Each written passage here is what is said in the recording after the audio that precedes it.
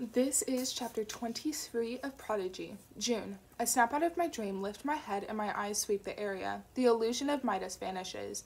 I'm in a hospital room, and Day is nowhere to be seen. It's the middle of the night.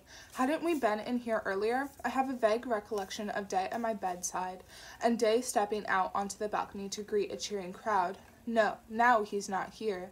Where did he go? It takes me another second, lightheaded as I am, to figure out what woke me up. I am not alone in the room. There are half a dozen colony soldiers in here. A tall soldier with long hair hoists her gun and points it at me. "That's the one?" she asks, keeping me in her line of fire. An older male soldier nods. "Yup, didn't know Day was hiding a Republic soldier. This girl is none other than June Icarus, the Republic's most well-known prodigy.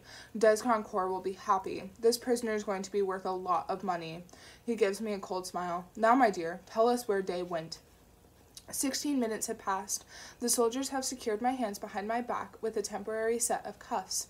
My mouth is gagged. 3 of them stand near the room's open door while the others guard the balcony. I groan. Even though my fever is gone and my joints don't ache, my head still feels dizzy. Where did Day go? One of the soldiers talks into an earpiece.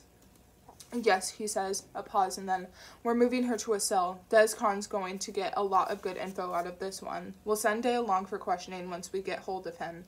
Another soldier is holding the door open with his boot. They're waiting for a gurney to arrive, I realize, so they can take me away. That means I probably have less than 2 or 3 minutes to get myself out of this. I clench down on my gag, force down my nausea, and swallow. My thoughts and memories are getting jumbled up. I blink, wondering if I'm hallucinating. The Patriots are being sponsored by the Republic. Why didn't I see that earlier? It was so obvious right from the beginning. The elaborate furnishings in the apartment, how easily Razor could get us from place to place without getting caught. Now I watch the soldier continue to talk into his earpiece. How do I warn Day now? He must have left through the balcony doors. When he comes back, I'll be gone, and they'll be here ready to question him. They might even think we're Republic spies. I run a finger repeatedly across my paperclip ring. The paperclip ring. My finger stops moving. Then I inch it gradually off my ring finger behind my back and try to unfurl its spiraling metal wires. A soldier glances at me, but I close my eyes and let out a soft moan of pain through my gag. He returns to his conversation. I let my fingers run down the spiraling ring and pull it straight. The paper clips were twisted 6 times.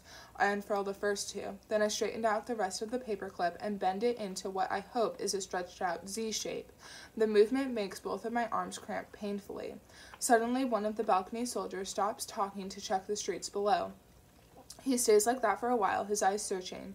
If he heard Day, Day must have vanished again. The soldier scrutinizes the roofs, then loses interest and goes back into his stance. Far down the hospital corridor, I hear people talking and the unmistakable sound of wheels against the tiled floor. They're bringing the gurney. I have to hurry. I insert 1, then 2 of the bent paper clips into a lock on my cuffs. My arms are killing me, but I don't have time to rest them. Gingerly, I push one of the wires around in the lock, feeling it scrape against the lock's interior until it finally hits the tumbler. I twist the paperclip, pushing the tumbler aside. "Descon's on their way with some backup," one soldier murmurs. As he says it, I move the second paperclip and hear the pin in the lock give a tiny, almost imperceptible click. 2 soldiers and a nurse wheel the gurney into my room, stop for a moment inside the doorway, then roll it in my direction. The lock on my chains opens. I feel the cuffs coming off my hands with a soft clank.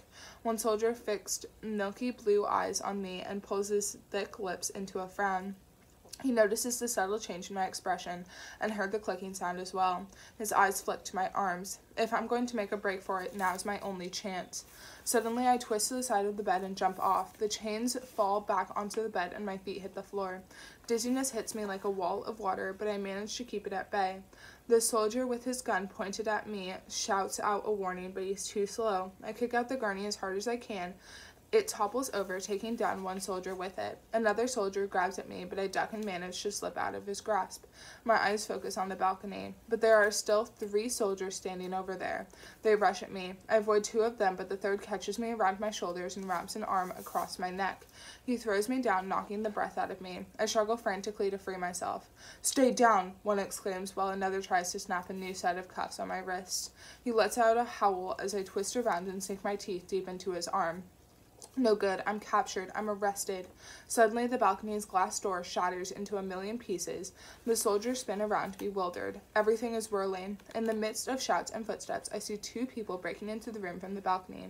One's a girl I recognize. Cade, I think incredulously. The other is Day. Cade kicks one soldier in the neck. Day barrels into the soldier holding me down and knocks him to the floor. Before anyone can react, Day's up again. He grabs my hands and yanks me to my feet. Cade's already at the balcony ledge. Don't shoot them, I hear a soldier call out behind us. They're valuable property. Dave rushes onto the balcony, then leaps onto the railings ledge in one bound.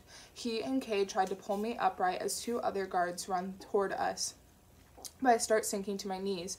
My sudden burst of energy is no match for my lingering illness. I'm too weak. Day jumps back down from the ledge and kneels beside me. Cade lets out a whoop, tackling one of the soldiers to the ground. "See you there," she yells back at us. Then she rushes inside the room amid all the confusion, throwing the guards off. I see her slip out of their grasp and vanish down the corridor. Day takes my arms, then wraps them around his neck. Don't let go. When he straightens, I tighten my legs around him and cling to his back as hard as I can.